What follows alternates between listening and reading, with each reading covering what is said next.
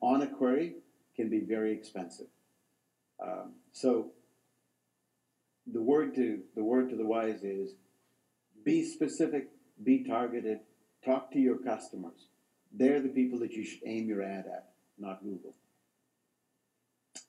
Keyword match types matter. There's a misconception that by changing the keyword match type, where it is exact or phrase match or negative keywords, etc., you can reduce your cost or you can get a better ranking. Not true. In general, the best way to get the most bang for your buck for your advertising dollar on Google is to try to limit your traffic to just those qualified people that you want to target. For example, if you had written an ebook, let us say, on a health and fitness topic, perhaps it might be on digestive problems that people might have. Now, say if you said digestive problems were the keywords that you wanted to advertise on, a lot of people are looking for free information on digestive problems. So if you want to use the negative keyword minus free, that would filter out anybody that said free in their search text. So you would be sure to get only those people that are willing to pay for that information, or at least didn't say free in their search.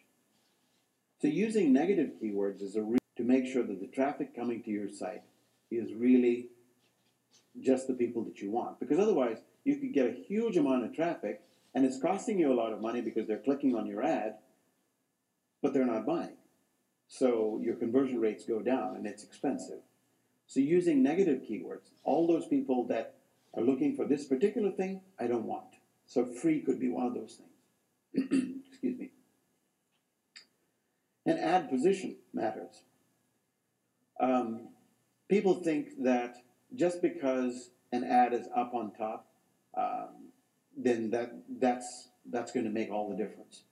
And that's a heat map of where people's clicking, where people usually click and where their eyes go on a page, on a Google search page.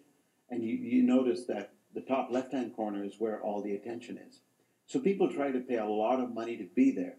And that makes sense, but that alone doesn't do it. So landing page quality also makes a difference on where your product's going to be, or your ad's going to be shown. So that's a little bit about the myths. We have a few more minutes, so I'll be happy to take some questions at this time.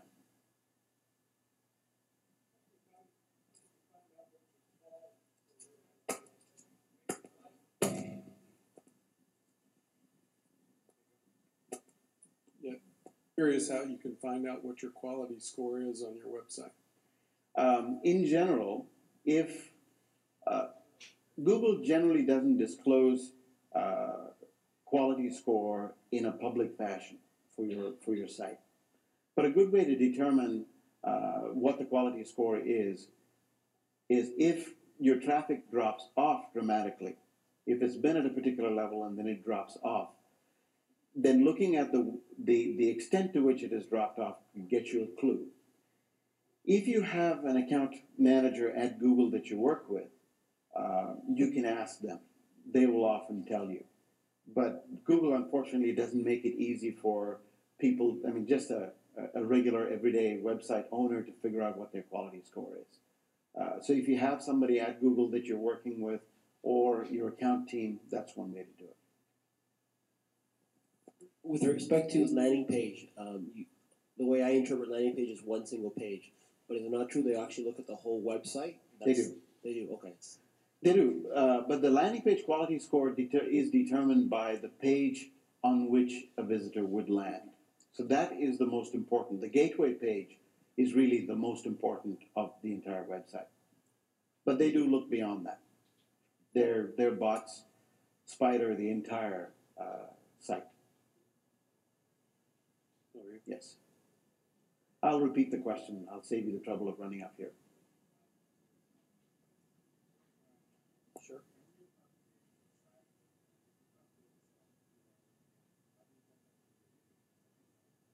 Okay. The question was, can you update your site? And if you update your site, can you get Google to review your site again? Yes, you can update your site. You can update your site anytime. Usually, what works is once you've updated your site and you've changed anything, you can resubmit to Google